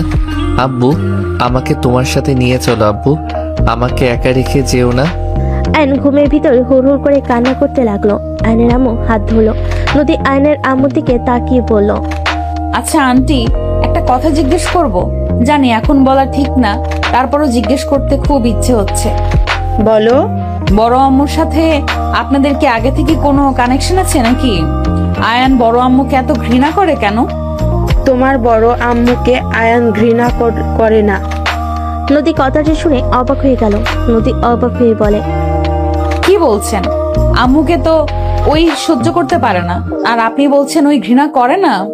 তোমার বড় আম্মুকে আয়ান ঘৃণা করে না। জন্মদাত্রীকে কেউ ঘৃণা করতে পারে না। রাগ অভিমান থেকে অনেক কিছু বলে দেওয়া যায়, বাট ঘৃণা করা সম্ভব নয়। মানে তোমার বড় আম্মু আয়ানের আসল মা, আমি আয়ানের সৎ মা। আয়নের আম্মুর কথা শুনে নদী কয়েক পা পিছিয়ে গেল। রাজু দরজায় হতভম্ব হয়ে দাঁড়িয়ে গেল। বাট আম্মু তো কখনোই কাউকে বলে নাই, আর আয়ান তো কখনোই এইটা প্রকাশ করে নাই। আপনারা তো বলেন না কেন? আয়ান তাকে মা হিসেবে পরিচয় দিতে চায় না, তাই সব সময় লুকিয়ে গেছে। যাই হোক, আয়ান যেন জানতে পারে না আমি তোমাদের সত্যিটা বলে দিয়েছি। আমি তো ভাবতে পারছি না আয়ান তাহলে কতটা কষ্ট বুকের ভেতরে লুকিয়ে রাখছে। নিজের মায়ের সাথে এত বড় শত্রুতা। নিজের মাকে কখনো মা বলতে পারে নাই। নিজের জন্মদাত্রী মা বারবার আঘাত করে গেছে, সবকিছু মুখ বুজে সহ্য করে গেছে। সত্যি আয়ানকে সেলুট দিতে ইচ্ছে করছে। আয়ানের জায়গায় আমি থাকলে কবেই আত্মহত্যা করতাম। না বাবা, এইসব বলতে হয় না। আর কিছু বলার আগেই নদীর আব্বু রূপা চলে আসলো। আয়নের অনেকক্ষণ পর জ্ঞান ফিরে সবাই দেখে কিছু বলল না। নদীর আব্বু বলল, আয়ানের জ্ঞান ফিরছে তো? আম্মু, আমি এখানে কি করছি? তুই অজ্ঞান হয়ে গেছিলি। বাসায় যাব আম্মু। আয়ন জোর করে আয়নকে নিয়ে সবাই বাসায় চলে গেল। কয়েকদিন আয়ন চুপচাপ থাকার পর হঠাৎ একদিন আয়ন রেডি হয়ে বের হইলে আয়নের আম্মু বলল, আয়ান কোথায় যাচ্ছিস? কাজ আছে আম্মু, দোয়া করো আমার জন্য। আয়ন বাসা থেকে বের হয়ে গেল। একটা ইন্টারভিউ দিতে চলে গেল, সাথে রাকিবও গেল। আয়ন ইন্টারভিউ অনেক ভালোভাবে দিয়ে বের হইলে রাকিবকে আয়ন বলল, ধন্যবাদ রে। দেখ, ধন্যবাদ কেন দিচ্ছিস? বন্ধু হয়ে যদি সহ্য না করতে পারি তাহলে কেমন বন্ধু হইলাম? আর শোন, চিন্তা করতে হবে না, আঙ্কেল তোকে অনেক পছন্দ হয়েছে, তোকে আগামীকাল থেকে জয়েন হতে বলেছে, তোকে মেসেজ দিয়ে দিবি। রাকিবকে জড়িয়ে ধরল। রাকিব আয়নের পিঠে হাত বুলিয়ে দিয়ে বলে, আরে ছাড়, যা বাসায় গিয়ে আন্টিকে খবরটা দেই। বলা যাবে না, জানলে আমাকে করতে দিবে না। পড়াশোনা বাদ দিয়ে জব করার কথা শুনলে অনেক রেগে যাবে। ওকে, তোর যেটাই ভালো লাগে ওটাই কর। আয়ন বাসায় চলে গেল রাকিবের থেকে বিদায় নিয়ে। 1 বছর পর আয়ন ঘুমিয়ে আছে। ফোনের শব্দে ঘুম ভেঙে গেল। আয়ন ঘুম ঘুমু চোখে রিসিভ করতে নদী বলল, গুড মর্নিং জান। Good morning to. জান, একটা গুড নিউজ আছে। মুখ তুলো না। তাই নাকি? কি গুড নিউজ? আয়ন নদীর দিকে তাকাতেই দেখে নদীর প্রেগনেন্সি কিট দেখালে আয়নের চোখ কপালে উঠে গেল। আয়ন খুশিতে যেন কথা বলার ভাষা হারিয়ে ফেলেছে। আয়ন খুশিতে কান্না করে দিল। নদী আয়নকে বলল, আরে আরে কান্না করো কেন? আই লাভ ইউ আল্লাহকে প্রথমে, তারপর তোমাকে I love you so much. কত স্বার্থপর, বাবুর কথা শুনে আজ প্রথম আই লাভ ইউ বললো। কত খারাপ। নদীর কথা শুনে হেসে ফেলল। নদী, বাসায় চলে আসো না, তোমাকে জড়িয়ে ধরতে ইচ্ছে করছে অনেক। কারো জড়িয়ে ধরার ইচ্ছে করলে বাসায় আসুক, আমি যেতে পারবো না। নদী, জানো আমি যাই না। আমি কিছু জানি না। বাচ্চার জন্য কি আসতে পারবে না নাকি? আচ্ছা থাকো, আম্মুকে বলি। ওকে। আয়ন খাট থেকে উঠে রান্নাঘরে গিয়ে বলল, আম্মু, একটা গুড নিউজ আছে। কি গুড নিউজ? মানে আম্মু, তুমি দাদিমা হতে যাচ্ছ আর আতিয়া ফুপি হতে যাচ্ছে। আয়ন কথাটা বলে লজ্জা পেল। আয়নের আম্মু আতিয়া হা হয়ে গেল। খুশিতে আতিয়া বলে ওঠে, কি আমি ফুপি হব? ভাবি, love you love you love you. সব স্বার্থপর। বাবুর কথা শুনে এত আদর। যাও, তোমার সাথে আড়ি। সত্যি আমি দাদি হতে যাচ্ছি? নদী লজ্জে প্রেগনেন্সির কিট দেখালে আয়নের আম্মু খুশিতে চোখের পানি চলে আসলো। আয়নের আম্মু দুজনকে দোয়া করে দিতে লাগলো। আয়ন রান্নাঘর থেকে বের হয়ে রুমে গিয়ে নদীকে ফ্ল্যাং কিস করতে লাগলো। আয়নের পাগলামি দেখে নদী খুব এনজয় করতে লাগলো।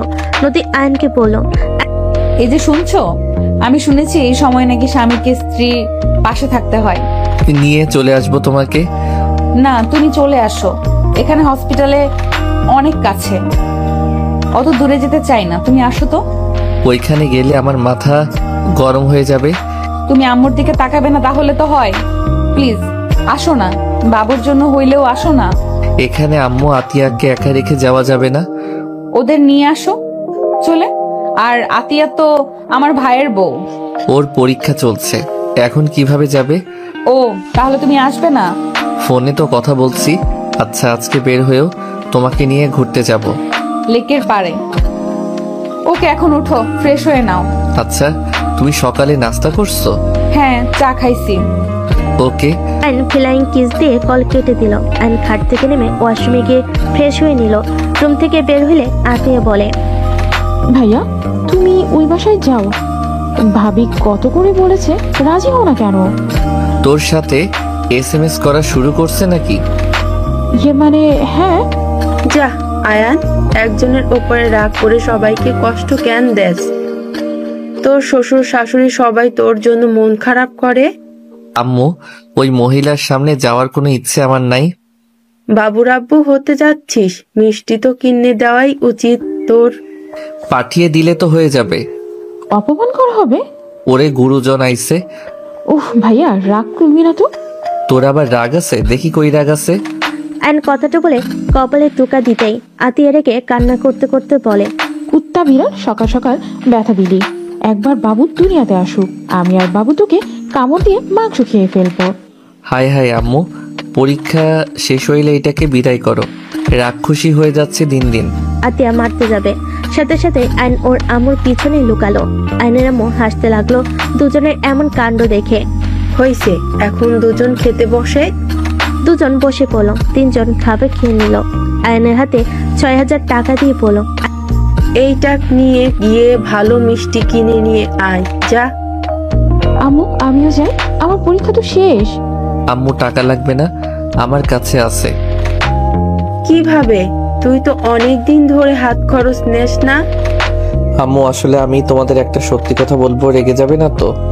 কি কথা? বলো, রাগ করবে না। ওকে, করব না, বল। আম্মু আমি ভার্সিটিতে ভর্তি হই নাই, আমি একটা জব নিয়েছি। গতকাল আমার প্রমোশন হয়েছে, আমার বেতন এখন 50,000 হয়েছে। আর দেশের বাহিরে গেলে অনেক টাকা বেতন পাবো। কি?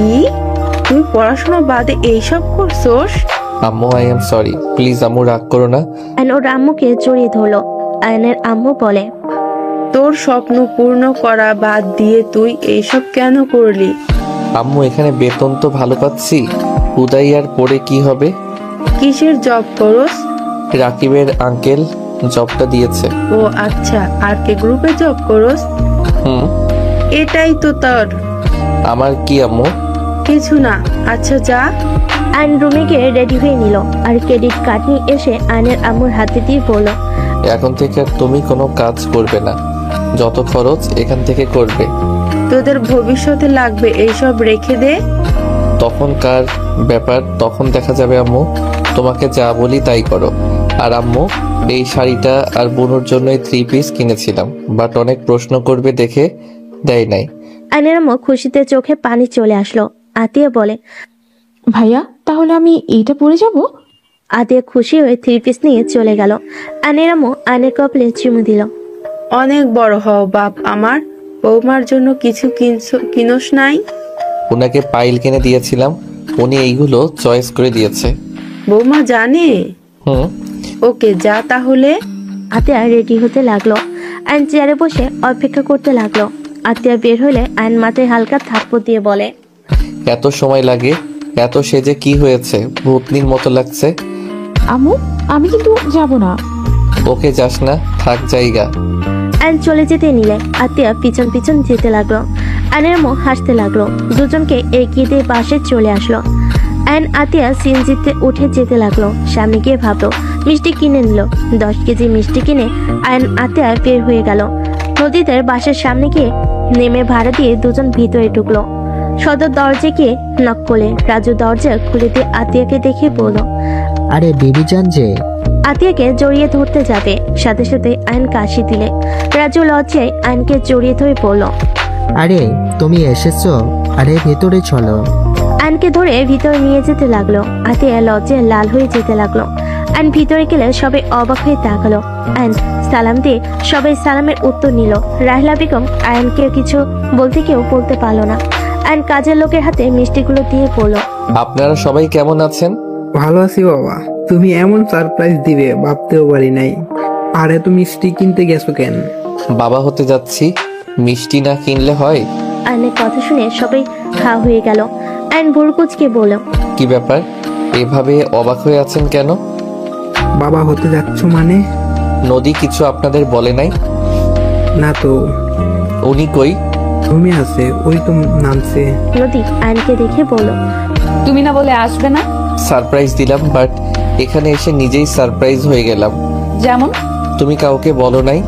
না মানে তোমাকে প্রথম জানিয়েছি, বাট বলতে শরম করছিল। কি আমি দাদিমা হতে যাচ্ছি? নদীর কথা শুনে রাহিলা বেগম বলে। খুশিতে চোখে পানি চলে আসলো। নদীকে ধরতে গেলে আইন নদীকে ধরে বলল, ধুর, তুমি সবাইকে বলবে না? আমি তো নিজেই শরম পেয়ে গেলাম। সরো।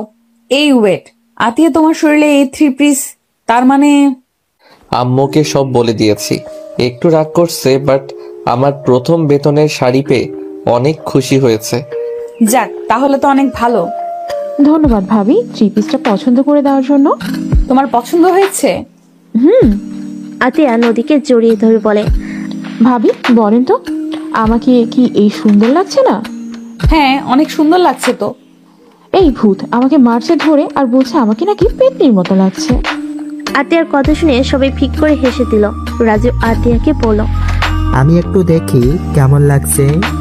আরে রাজু দেখো দেখো, ওরে পেতনির মতো লাগছে। দূর, তুমি আমার বোনটার পেছনে লাগো কেন? লাগতে দাও ভাবি, বাবু একবার দুনিয়াতে আসুক, আমরা দুইজন মিলে ওকে শান্তিতে থাকতেই দিব না।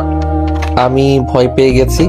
সবাই হেসে দিলে হঠাৎ করে পিছন থেকে রাইমা তার স্বামী এসে পড়ল। আয়ান কেমন আছো? আয়ন পিছনে করে মুখে হাসি রেখে বলে, জি আলহামদুলিল্লাহ অনেক ভালো। আয়ান সরি। হঠাৎ? আয়ান তোমার হাতটা একবার ধরো। কেন, আপনার হঠাৎ কি হলো? আর সবার সামনে কি যাতা বলছেন? আমি আমার স্বামীকে সবকিছু বলে দিয়েছি। মানে কি? আপনি কি বোঝাতে চান? এই শুনেন, আপনাকে আর ওই ম্যামকে আমি ঘৃণা করি, বুঝতে পারছেন? আমি ঘৃণা করতে শিখে গেছি। Just I hate you. আয়নের কথা শুনে রাইমার চোখে পানি টলমল করতে লাগলো। রাইমা নিজের মুখে হাসি টেনে বলল, ধন্যবাদ, আমিও চাই তুমি আমাকে ঘৃণা করো। ও হ্যাঁ, কংগ্রেস। আমি শুনলাম তুমি বাবা হতে চলেছো, ভালো হয়েছে। আমিও মা হতে চলেছি। অভিনন্দন। কি ভাবি, আপনিও মা হতে চলেছেন? আমি আপনাকে বললাম আর আপনি আমাকে বললেন না। আরে সারপ্রাইজ দিতে চেয়েছিলাম, বাট তোমারটা শুনে আমি নিজেই অনেকটাই খুশি হয়েছি। নদী, আমাদের ছেলে মেয়ে হইলে আমরা বিয়াই হব, কি বলো? বাহ, তাহলে অনেক ভালো হবে। কখনোই না। সাথে কি আমার হবু সন্তানকে ঘৃণা করে নাকি? না, আপনার সন্তান তো ভাইয়ার রক্ত, আমি কেন বাবুকে ঘৃণা করব? আমি চাই না আপনি আমার সন্তানের শাশুড়ি হন। আপনি যেমন আপনার সৎ শাশুড়ি তেমন। আপনাদের দুইজনের ভিতরে কোনো পার্থক্য নাই। আমি শুধু ভাইয়া আর ছোট আব্বুর কথা ভাবি। আয়ান আমাকে কি বললে? কেন ছোট আব্বু বললাম? আয়নের সদাব্বুর চোখে পানি চলে আসলো খুশিতে। আয়নের কাছে এসে জড়িয়ে ধরে কপালে চুমু দিয়ে বলে, আমাকে যদি আব্বু ভাবো তাহলে আমার সাথে কথা কেন বলো না? আমি তো ভেবেছিলাম তুমি আমাকে ঘৃণা করো। না, আপনি অনেক ভালো। আমি অন্য ছেলে জেনেও আমাকে আপনি সব সময় প্রোটেকশন দিতেন। আমি এইসব জানি, শুধুমাত্র ওই মহিলার জন্য আপনার সাথে আমি কথা বলি নাই। আয়ান, তোমার আম্মু তোমাকে অনেক ভালোবাসে। হ্যাঁ, আমার আম্মু আমাকে ভালোবাসে তো। ওই তো আমার আম্মু কল দিয়েছে। আয়ন কল রিসিভ করে কথা বলতে লাগলো। আম্মু, দুইজন পৌঁছে গেছি, তুমি ভেবো না তো? তুই রেগে যাস নাই তো? একদম না, এখানে সবাই আছে, জিজ্ঞেস করতে পারো। আমি একদম কারোর সাথে ঝগড়াও করি নাই, শান্ত ছেলে হয়ে আছি। গুড, আচ্ছা রাখছি, বড় আপার বাসায় যাব। আচ্ছা যাও। আয়ন কল কেটে দিল। রাহিলা বেগম কিছু না বলে নিচের দিকে তাকিয়ে থাকে। নদীর আম্মু বলে, অনেক কথা হয়েছে, নদী আয়নকে নিয়ে রুমে যা, আর আতিয়া তুমি তোমার রুমে যাও। নদীর সাথে আয়ন রুমে যেতে লাগলো। রাইমা আয়নের চলে যাওয়ার দিকে তাকিয়ে থাকলো। রাহিলা বেগম বলে উঠল, আয়নের সাথে তোমার কি সম্পর্ক? কিছু না আম্মু। কি লুকাচ্ছ? আয়ান তোমাকে কেন ঘৃণা করে? আপনি যেমন আয়ানের প্রিয় ছিলেন তেমন আমিও ছিলাম কোনো এক সম্পর্কে। আপনি যেমন কাজ করছেন আমিও তার সাথেই নাটক করে গেছি, তার সাথে গেম খেলেছি। রাইমা কথাগুলো বলে চোখের পানি মুছতে মুছতে চলে গেল। আয়ন নদীর রুমে ঢুকতেই আয়নকে নদী বলল, রাইমা ভাবি তোমার এক্স গার্লফ্রেন্ড, তাই না? নদীর কথা শুনে অবাক হয়ে গেল আয়ন। নদীর দিকে তাকাতেই নদী বলল, তোমার রুম পরিষ্কার করতে গিয়ে ডায়েরি থেকে ভাবির ছবি পেয়েছিলাম। যখন ডায়েরি পড়ি তখন সব জানতে পারি। আমি এটাও জানি তুমি বড় আম্মুকে অনেক ভালোবাসো। আমি এখন 4 জনকে ভালোবাসি।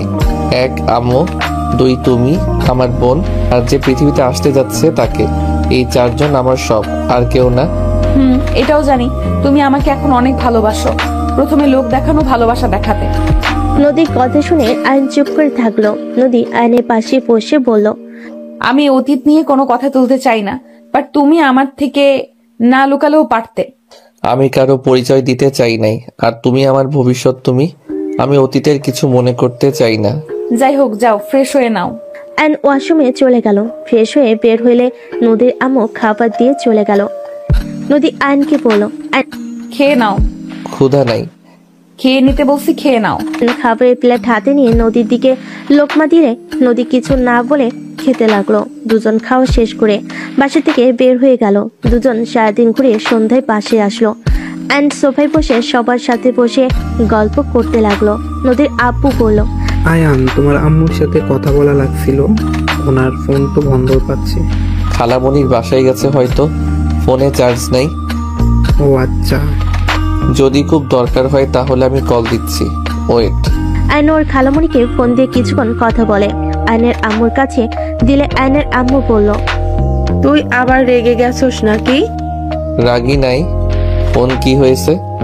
আর বলিস না, ফোনের চার্জ শেষ হয়ে গেছিল, চার্জে কেবল দিলাম। জানতাম আমি। যাই হোক, আঙ্কেল কথা বলবে। আয়ন ফোনটা দিয়ে বলল, আচ্ছা কথা বলেন, আমি রুমে যাই। আয়ন ফোনটা দিয়ে চলে গেল। রুমে গিয়ে ফ্রেশ হয়ে নদীকে পিছন থেকে জড়িয়ে ধরে ঘাড়ে নাক ডুবিয়ে দিয়ে ঘ্রাণ নিতে লাগলো। নদী চোখ বন্ধ করে বলল, কি হয়েছে? তোমাকে এভাবে সারা জীবন জড়িয়ে ধরে থাকতে ইচ্ছে করছে। তাই? আমি তো তোমারই আছি, এভাবে ধরে রাখার দরকার নাই। আমি কখনো তোমাকে ছেড়ে যাব না। তাই তো। আয়ন নদীকে ছেড়ে সামনের দিকে ঘুরিয়ে কপালে চুমু দিল। আয়ন নদীর ঠোঁটের কাছে যাবে, সাথে সাথে রাইমা কেসে উঠল। আয়ন সাথে সাথে নদীর দিকে দূরে দাঁড়িয়ে পড়ল। কিছু বলবে না? সরি, ভুল সময় এসেছি। হ্যাঁ, হাবু ফোন দিল, এই নাও। রাইমা ফোনটা দিয়ে চলে গেল। আয়ন ফোন হাতে নিয়ে খাটের উপরে বসে পড়ল। আচ্ছা শোনো, বাসায় চলে যাব, সকালে ডিউটি আছে। আবার কবে আসবে? কল দিব। আসবো না? যাওগা। আয়ন নদীকে পিছন থেকে জড়িয়ে ধরে বলে, রাগ করো না জান, আসার চেষ্টা করবো তো। নদীর কপালে চুমু দিয়ে বের হয়ে গেল। আতিয়াকে কল দিলে আতিয়া নিচে আসলো। আয়ন সবার থেকে বিদায় নিয়ে আতিয়াকে নিয়ে চলে গেল। আয়ন বাসে গিয়ে সোজা ঘুমিয়ে গেল। সকালে ঘুম থেকে উঠে রেডি হয়ে বের হইলে আয়নের আম্মু বলল, আয়ান, অফিস 2 দিনের জন্য ছুটি নিস তো। কেন? তোদের অনুষ্ঠান করা হবে। ও হ্যাঁ, 3 দিন পর হোটেলে যেতে হবে, হোটেলে অনুষ্ঠান হবে। ও আচ্ছা। আয়ন কথাটা বলে চলে গেল। আয়ন অফিস করে সন্ধ্যায় বাসে এসে নদীকে কল দিয়ে কথা বলতে লাগলো। 3 দিন পর সকালে উঠে সবাই হোটেলে চলে গেল। আয়ন রাজু বসে যে চলে গেল। রাকিব আয়নের কানে কানে বলে, শালা বাসর ঘরে কি করবি, তার থেকে আমাদের সাথে আড্ডা দিস। ফালতু ছাড়। যাক বাবা, ফালতু হয়ে গেলাম। ভালো কথা বললেও কোনো দাম নেই। এ পটাচা। রাকিব চলে গেল। রাজু আয়ন দুজনে পাশে বসে থেকে নতুন করে আবার বিয়ে পড়ানো শুরু করলো। বিয়ে পড়ানো শেষ হলে সবার সাথে কুশল বিনিময় করে আয়ন বাসর ঘরে গিয়ে বলল, আসসালামু আলাইকুম বিবিজান। নদী কোনো কথা না বলে খাটে বসে থাকলো। আয়ন নদীর পাশে বসে বলল, কি ব্যাপার বাবু, রাগ করছো নাকি? ওলে ওলে, দেখি আমার বাবুটা কত রাগ করছে। আয়ন কথাটা বলে যে নদীর ঘোমটা তুলে কিস করতে যাবে, সাথে সাথে আয়ন ভ্যাবেচাকে খেয়ে গেল। সবাই খিলখিল করে হেসে বের হইল পদ্মার আড়াল থেকে। আয়ন ভুরু কুচকে তাকিয়ে বলল, আরে বউ, কোথায় যাও? নতুন জিনিস, আহ কি মজা। পুরনোটা দিয়ে কোনো লাভ নাই। আয়ন নদীর কাজিনের হাত ধরতেই মেয়ে বলে, না না ভাইয়া, ছাড়েন আমাকে। এইসব আপুদের প্ল্যানশিট আমাকে জোর করে এখানে বসিয়ে দিয়েছে। আরে দিয়েছে দিয়েছে, আসো বাসরটা করে নেই। ওই ফাজিল, ওর হাত ছাড়ো। নদীর কণ্ঠ শুনে সাথে সাথে হাত ছেড়ে দিল। নদীর দিকে তাকিয়ে বলল, সরি, মজা করছি তো। আর একবার এমন মজা করতে দেখলে খবর আছে তোমার। আর করব না। আয়নের কথা বলার ধরন দেখে সবাই হাসতে লাগলো। সবাই ওদের একা রেখে চলে গেল। আয়ন দরজা লাগিয়ে দিয়ে নদীর কাছে গিয়ে পিছন থেকে জড়িয়ে ধরলো। কি আর করব, বাসর তো আগেই করছি, চলো দুইজন মিলে চাঁদ দেখি। আয়ান, আজকে তোমার থেকে একটা জিনিস চাইবো, দিবে? কি চাও বলো? আমাকে প্রমিস করো তুমি আমাকে দিবে যা চাইবো। ওকে, প্রমিস করলাম, বলো। আয়ান, বড় আম্মুকে তুমি ক্ষমা করে দাও। বড় আম্মু তোমাকে অনেক ভালোবাসে। তুমি জানো না আম্মু তোমাকে কতটা ভালোবাসে। আমি জানি সেটা। আর তোমার আব্বুর মৃত্যুতে বড় আম্মুকে দোষী বানানো বোকামি। আল্লাহ তার মৃত্যু হয়তো ওইভাবেই রেখেছিল, তাই হয়েছে। আর তোমার কি মনে হয় আম্মু তোমার আব্বুকে ভালোবাসে নাই? তোমার আব্বুকে আজও সেই অনেক ভালোবাসে। আমাকে বড় আব্বু সব বলেছে। বড় আব্বু আম্মুকে বিয়ে করেছিল কারণ রূপা আর বড় ভাইয়ার একজন মা দরকার ছিল, তাই তিনি তার সন্তানদের জন্য বিয়ে করেছে। আর বড় আম্মু নানুর জন্য বিয়ে করেছে। নানু আত্মহত্যার ব্ল্যাকমেল করেছিল। আয়ন সবকিছু শুনে কিছু না বলে খাটে ঘুমিয়ে গেল। নদী ডাকলে শুনলো না। নদী রেখে এক পাশে শুয়ে পড়ল। 9 মাস পর সবাই হসপিটালের সামনে দাঁড়িয়ে আছে। আয়ন পায়চারি করছে। বাচ্চার কান্নার শব্দ শুনে সবার মুখে হাসি ফুটে উঠল। নার্স বাচ্চা কোলে বের হলে আয়ন তাতে করে কেবিনের ভিতর ঢুকে নদীর পাশে গিয়ে দাঁড়িয়ে পড়ল। জান ঠিক আছো? কথা বলতে চাই না। এখনো রেগে থাকবে? বললাম না কথা বলতে চাই না। আয়ন সবাই কেবিনে ঢুকলো। সবাই এক এক করে বাচ্চাকে কোলে নিল। আয়নের আম্মু আয়নের কোলে বাবু দিয়ে পড়লো। আয়ান সব রাগ ভুলে বাবুর নিজের দাদিমার কোলে দে। উনি তোর ভয়ে কোলে নিতে গেলেও নিতে পারলো না। আয়ন রাহেলা বেগমের দিকে তাকাতে দেখে অসহায়ভাবে তাকিয়ে আছে। আয়ন বলে ওঠে, নিজের নাতিকে কোলে নিবে, সেখানে আবার আমার অনুমতি নিতে হবে কেন? তার নাতি সেই কোলে নিবে, এখানে আমি না করার কে?